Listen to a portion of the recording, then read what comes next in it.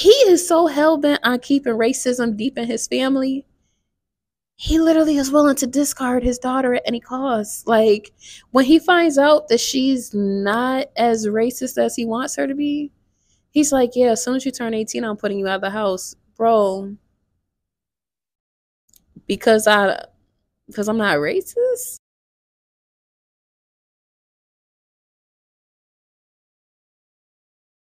Hey everyone, I am back with a book review. This book is titled I Am Bae, Black and Educated. It is by Vincent Morris and King Millie. It is 123 pages. It says typical time to read is 2 hours and 33 minutes. So, Miss Bae, okay? Miss Bae Carter. First of all, I'm rocking with Bae's name. Let me just start off by saying that. I'm rocking with her name really heavy because I'm like, I don't know if I've ever seen a character named Bae before. Bae is so young and gifted at the age of 13. Like, Bae is that student that shows up to class. And if you're one of those kids that really want to be like, oh, I'm an A+ student, this and that. Listen, you can't fuck with Bae, okay? Bae is on her, she on her stuff hard. All right. If you think you got the answer, Bae got the answer plus some extra stuff. If you think you know some theory about something, Bae's gonna whoop your ass with her theory at 13 because Bae is coming with straight facts. She is the smartest in her class. Okay, there's no competition whatsoever. And when there is a young girl named Jennifer is a Caucasian girl. Jennifer tries it with Bae all the time. Okay, she really will sit here and try to like. She tries to act like, oh, I'm trying not to say the stereotype. She's the stereotypical, I come from a racist family and black people are beneath us type of family. That's what kind of family Jennifer comes from. So it's like Bae has no issue with humbling her, and she humbles this girl in such a mannerable fashion. I'd be like, yes, Bae, do that. Remind that young girl that you are the shit, and like, girl, no one can sit with you. They can't sit with you. Just remind them every chance you get. Now, Bae comes from a household that it's a lot going on. Okay. Her mother is working like crazy. Her stepfather, Mac, is busy working like crazy at these factory jobs. It's being explained as a dead end existence. He would come home taking his past trauma and being last on the totem pole out on Bae's mother and scared to death children. Bae's mother, named Geneva, was the type who always needed a man, whether he was trifling on a daily basis or God fearing to his essence. Her father had been a minister gunned down by local thugs for causing glitches in his operation. Hezekiah Carter was a loss on a Malcolm X or Martin Luther King level. You couldn't just replace him with anyone. The community sat in fear and no one rose to the equation. So with Hezekiah passing, Geneva becomes a widow. Geneva, I just felt like, girl, like, you're leaving much to be desired. Like, we're just going to take just any man, like, we're not going to be specific about the men that we bring around our children and who we allow to take on the stepfather title. Like, we just going to let any Tom, Dick, Harry, and Jaquan come in. Girl, that's not cool. So it's like Bae is trying to be an example for her sister. She's trying to be an example for her brother, and her brother is older than her. But like, her brother is so, the boy is yearning for a father figure, and him not having one is tearing his ass up. Okay. He is trying to be a thug in the streets, and it's just kind of to the point where it's just like, young man, what is the point of all of this? There just is so much going on. Bae is a force to be reckoned with. When I say Bae, I wouldn't say she has anger issues. Bae just is very no nonsense. Like, if you think you're gonna play with her sister, she's gonna go upside your head with a baseball bat. Because whose sister are you playing with? Not mine. Not mine. Like, you better find somebody else's sister to play with. Find something safe to play with, because my sister is not it. Find you a toy or something. Bay is not playing. Even when it comes to her brother. When he gets into his drug nonsense, Bay is coming like, listen, so dude you owe money to, I'm about to pull up. I'm gonna pay him what you owe him. But bro, you gotta put your mind to something. Like, and she even tries to talk to the guy. Like, don't you want to be more than a drug dealer? Don't you want to be more than what's poisoning your community? And dude literally tells her like, nah, like let the rest of them be a man. I want to be a nigga.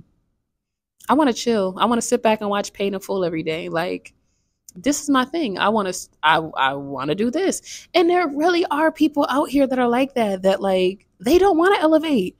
They do not want to elevate. And the more you keep trying to bring people with you, you're not only going to slow down your own progress, some of these people can become hostile and aggressive towards you. It is no joke. So you really have to leave people where they are. This book was very good because it showed the transformation of Bay's personality. Jennifer's situation and story. At first, I just hated the little girl because I was like, "How are you this young and this racist?" But then once her father gets introduced, you're like, "Okay, so it's his country bumpkin ass. Okay, it's him. It's his fault."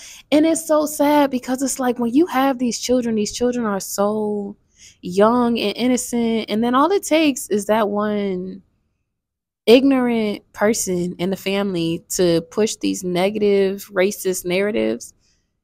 Y'all really be destroying these children, and it'd be so sad. I was so proud of Jennifer, but I don't know, I don't want to give away too much. Jennifer,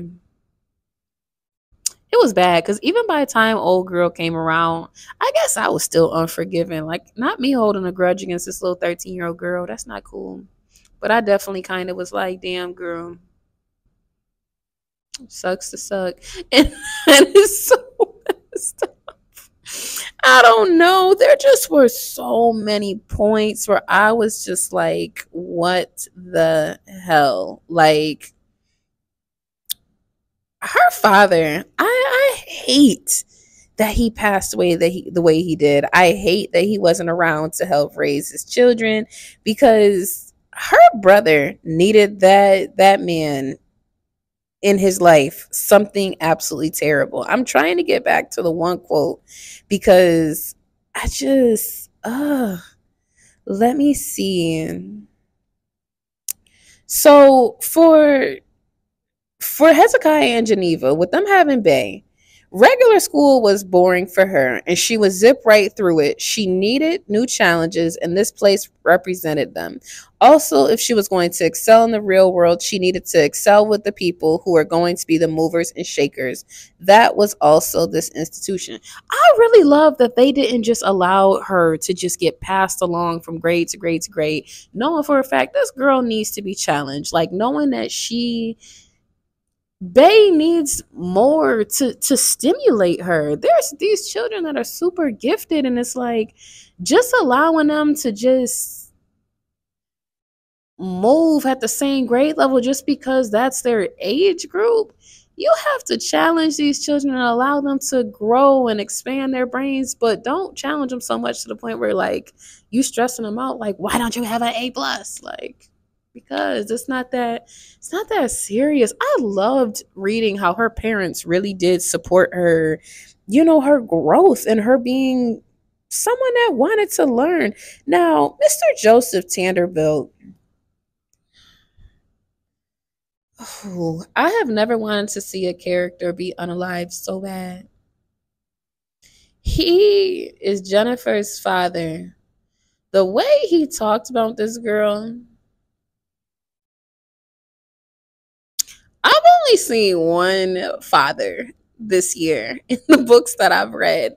And I feel like that was in the Good Home Cooking series by Christian Birch. Hands down, Joseph might be worse. Joseph might be worse than Jameson in that book because Joseph He is so hell-bent on keeping racism deep in his family. He literally is willing to discard his daughter at any cost. Like, when he finds out that she's not as racist as he wants her to be, he's like, yeah, as soon as you turn 18, I'm putting you out of the house. Bro, because I'm not racist? Like, because I finally realized that the stuff you were brainwashing me with was not the truth, I gotta get put out? That's OD. You're beasting. Y'all, this was a good book, okay? Very good book. If you have not already, go ahead and hit the subscribe button. I am coming with book reviews every Wednesday and Saturday. I believe I'm releasing them at 1 o'clock now. Some of them might be coming at 10 still. But going forward, I will be releasing them at 1 o'clock. Just because when I'm looking at my analytics, it makes sense. I'm also considering doing pre-order book tours. That's something I want to get into, is showing books that are coming that are on pre-order. You know, that's something I want to get into. I feel like putting books on pre-orders really not only helps the author, it helps the readers, because some of these readers be like, well, where's part two? When's part two coming? Ma'am, I dropped part one April 1st. Part two is still in the works. Just give me a second. So I feel like more authors really should set their books up for pre-order, because then it cuts out all that conversation of, well, when is it coming? When is it coming? Pre-order it. Pre-order it. Don't even sit here and hit me with the tag me in the post when it drops. No. Pre-order it for 99 cents now, and then Amazon will let you know when it drops. How about that? This is not the first time I read a book by these authors. The first time was like 3 weeks ago. 3 weeks ago. I am losing track of the time at this point. It was like 3 weeks ago. What? I'm lying. Mad bad. It was Freaks Up in the Church. You guys, when I say that book title alone, when I reviewed that book, so many people were like, French, what the heck is this book about? I loved the title. I loved the quotes in the book.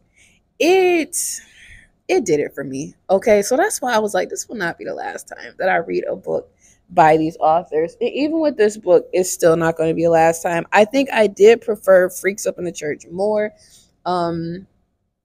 Why did I?